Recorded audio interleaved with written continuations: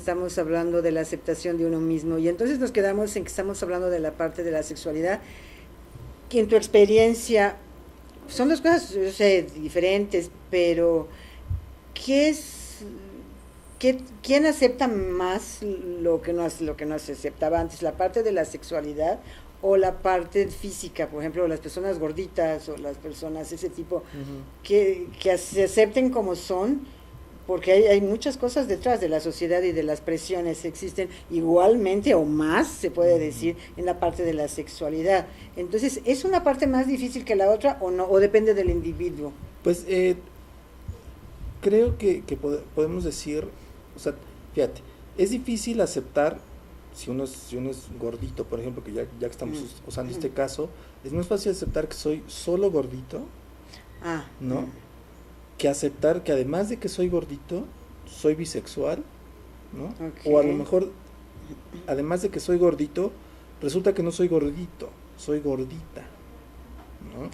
Entonces son como dos momentos de un mismo proceso, ¿no? Sí, o además no tengo el trabajo que quiero, o pienso que no me lo dan por mis orientaciones sexuales, o de verdad no me lo dan por mis orientaciones sexuales, porque exacto, no es solamente que yo lo piense o no lo piense, sino que de veras puede suceder, porque hay muchas empresas que bueno, todavía hasta la fecha, si tú no el día de hoy, de tal manera, exactamente, no te aceptan, y si te pones una camisa morada, a lo mejor pues menos, no sé, hay todavía muchos tabúes en las empresas, sobre todo en cierto tipo de empresas antiguas y todo eso, sí, claro. y peor lo que decíamos, por ejemplo, ¿no? Estar atrapado en otro cuerpo, o sea, tú sentirte ya no gordito o gordita, sentirte mujer y tener un cuerpo de varón, o al revés, ¿no? Sentirte varón y tener un...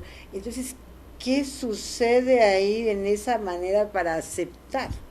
Fíjate que ahí es el punto, si quieres, más radical del rompimiento con este binarismo genérico, porque no se trata solamente de aceptar que mi cuerpo no es, o que mi sexualidad no es la que debería corresponder a estas dos formas obligatorias, sino que mi cuerpo incluso no es el que refleja mi identidad y mi ser interior. Exacto. ¿Y esto qué significa? Significa que yo tengo que hacer un ejercicio de abstracción para poder desarrollar mi ser interior independientemente o a pesar de mi propio cuerpo, ¿no? A pesar de mi propio cuerpo. Últimamente en estudios de transexualidad, de lo que se trata es decir, a ver, soy hombre, ¿no? Tengo genitales masculinos, soy mujer, ¿no? Soy así, ¿no? El punto es reconocer desde estos estudios que existen mujeres con genitales masculinos y hombres con genitales femeninos, ¿no? Ese es el primer punto. Sí, que ese primer punto ya es de por sí muy complicado de asimilar para mucha gente, ¿no? Más si consideramos, por ejemplo, volvemos a este caso, que la persona no cumple con ese estándar de lo que se espera del sexo al que aspira, ¿no? Si yo nací hombre biológico y me reconozco como una mujer transexual, ¿no? Entonces se supone que yo tengo, ¿no? que cumplir con distintos lineamientos de cómo tiene que lucir una mujer, ¿no? Pero eso, ¿a qué edad vas haciendo todo eso? Porque debe haber mucho conflicto desde que eres un niño, que te das cuenta de que tus preferencias son contrarias a las que tiene, o son del mismo sexo lo que tiene tu cuerpo, ¿no? Entonces, yo creo que es una confusión a nivel psicológico tremenda. Sí, ¿no? y fíjate que se resuelve más fácil a edades más tempranas que edades cada vez más maduras. Porque cuando tú eres niño, no, tú eres niña, no tienes todavía toda esta carga simbólica de lo que significa, ¿no? Social, ¿no? De que el hombre tiene que hacer esto y esto y esto, y la mujer tiene que hacer esto y esto. Es decir, un niño por sí solo no discrimina, ¿no? Ninguno de nosotros nacemos discriminando ni juzgando en ningún término. todo esto lo vamos adquiriendo a través de la educación en la familia, de la educación en la escuela, de lo que nos dice una sociedad, qué es lo que tiene que ser correcto, ¿no? Y entonces sí comienza un proceso de dificultad psicológica. Hay niños, ¿no?, que por ejemplo desde una edad muy temprana se reconocen a sí mismos como niñas y no tienen como el problema de aceptarlo, ¿no? Porque, o sea, yo soy, hay casos, ¿no?, de unos padres, ¿no?, que tienen un niño que se dice niña desde temprana edad, ¿no? Y ahí como que el conflicto, si te das cuenta, no es del infante, ¿no? Es de los mayores, es de los padres, de los ¿no? Entonces, padres y de los familiares, exacto, y de los y de la amigos. sociedad. ¿Y qué van a decir mis amigos? Que si yo tuve un niño eres una niña. Y ahí justamente lo que tiene que, en quien debemos poner el acento es en esos padres, porque tienen ante sí una responsabilidad enorme que implica, no, ni más ni menos que cooptar el desarrollo pleno de su hijo, o impulsarlo, ¿no?, o fomentar su crecimiento como persona de acuerdo a lo que él está sintiendo, ¿no? Si te das cuenta, el proceso del niño no es cognitivo, ¿no? Es sensorial, ¿no? O sea, yo niño de 5 años me siento niña, ¿no? Y no lo razono, ¿no? O sea, yo soy esto.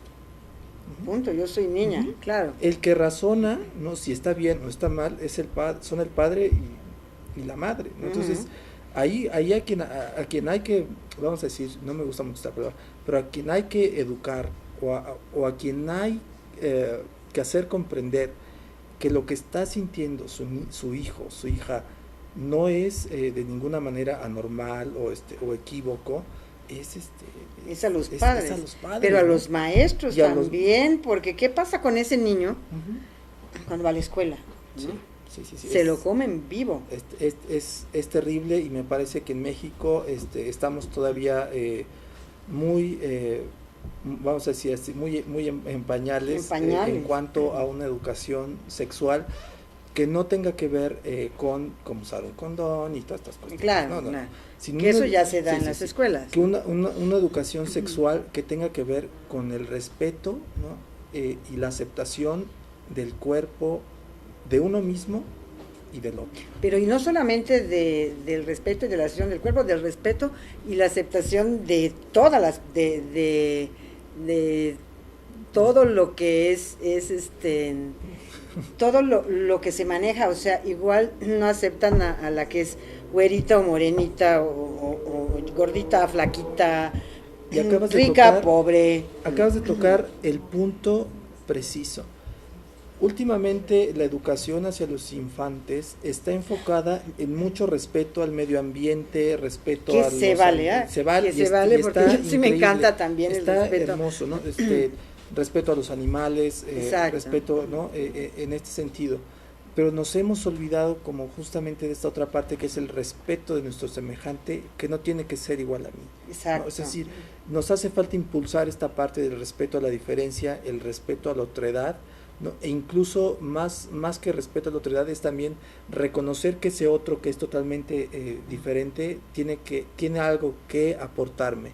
Hay un proverbio maravilloso en literatura universal que dice que cada vez que muere una lengua en el mundo, muere algo de alguna manera de nosotros mismos, ¿no? Entonces, en el momento en el que nosotros estamos negando esa otredad y a ese otro que no es como yo, ¿qué estamos negando también de nosotros? De nuestra mismos? parte. De eso otro que además... Al rechazar eso, rechazamos esa parte también nuestra, ¿no? Ya ves que dicen, lo que te choca, te checa. Te checa, ¿no? Lo que resistes, persiste. ¿No? Sí, y que tiene que ver también con esto de lo que estamos hablando, es decir... Y el espejearnos también, es lo que decías, ¿no? Exacto, o sea, ¿cómo tratar, ¿no?, de hacer, si quieres tú, en un ejemplo, cómo tratar de jugar a ser un bosque, ¿no? Okay. En el que ya ves que de repente pueden existir nogales, abetos, abedules, infinidad flores, de plantas diferentes y animales de todo tipo, donde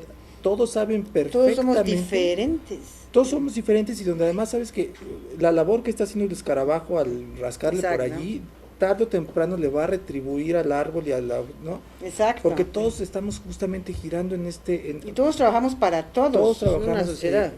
Para todos en la naturaleza y en la sociedad, y cómo estas limitaciones que hemos construido y que en algún momento sirvieron, ¿no? Que son este código binario del hombre y la mujer, como los conocemos, cómo realmente en lugar de permitir un desarrollo pleno de las sociedades, están como limitando justamente si quieres hasta en términos económicos, ¿no? Este desarrollo de las sociedades. Entonces yo creo que tiene que ver mucho tenemos que aprender mucho sobre el respeto a nuestro semejante. Y tiene que empezar en ambas partes, tiene que empezar en casa y tiene que seguir en escuela, porque no es solamente que nos los den en un lado y en el otro lado nos digan todo lo contrario, porque entonces crecemos con unas confusiones o dobles mensajes tremendos. Y más ahorita, con las tecnologías que tenemos, ¿no? Con tanta información. Con tanta información, exacto. Es muy curioso cómo justamente en esta época en la que tenemos información como nunca en la historia la habíamos tenido, exacto, ¿no? En esta época se están desarrollando conflictos personales que antes no veíamos, ¿no? Es decir, el aumento, y lo dicen además chamanes y especialistas en psicología y en distintas áreas, cada año aumenta el número de personas con algún tipo de padecimiento mental, ¿no? Claro. Eso es peligrosísimo, ¿no? Y tiene que ver con esto, ¿no? Porque estamos limitando cada vez más el campo de acción de la normalidad y del deber ser, ¿no? En aras justamente de no cometer lo que podemos llamar errores. Errores, ¿no? exacto. Es decir, eso también es un punto muy importante, aceptar que no somos ni máquinas productoras de dinero, ¿no? Ni máquinas productoras de belleza, sino que somos seres humanos, ¿no? Que somos exacto, distintos, que cometemos errores, incluso aceptar, si lo dice a un nivel más privado, que también podemos si quieres, podemos fallar, podemos equivocarnos, podemos llorar, ¿no? Esa es parte importante, fíjate, que es de nosotros mismos para reconocer al otro. Es importante que nos aliemos con otros profesionales de la salud para poder tener esta aceptación, empezando con nosotros, ¿no? Luego, si no nos aceptamos a nosotros, no podemos aceptar, menos aceptamos a los demás, ¿no? Entonces, para primero reconocer, que es el primer paso, ¿no? Reconocer, yo en esta parte no me acepto, ¿no? Punto. Y luego, es conveniente acudir, o las personas tienen la capacidad de hacerlo solo, o es necesario que acudan a grupos o a terapias para aceptar esa parte que cuando menos ellos consideran. Pues mira, yo creo que se puede hacer solo, sí, ¿no? Solo, bueno, ¿a qué llamamos soledad, no? Porque solo es ir a acudir, por ejemplo, a una biblioteca y rascarle a ver qué dicen los libros de antropología de qué es un hombre, qué es una mujer y cómo han sido las construcciones sociales del hombre y la mujer alrededor del mundo y en todos los tiempos. Pues ahí ya estamos acudiendo a otras personas, ¿no? Claro. Pero por supuesto que es valiosísimo acercarse, yo diría más que a por ejemplo, psicólogos o psiquiatras, reconectarnos con esta otra parte que tiene que ver más justo con cuestiones espirituales, ¿no? Y que desarrollan otro tipo de mentalidad más abstracta, más incluyente, ¿no? Eso es muy importante, más incluyente. Y más abierta, ¿no? Es decir, y lo vemos, mucha gente ya lo hace ahora, ¿no? Con este boom que tiene en las filosofías orientales, las filosofías africanas, ¿no? Las filosofías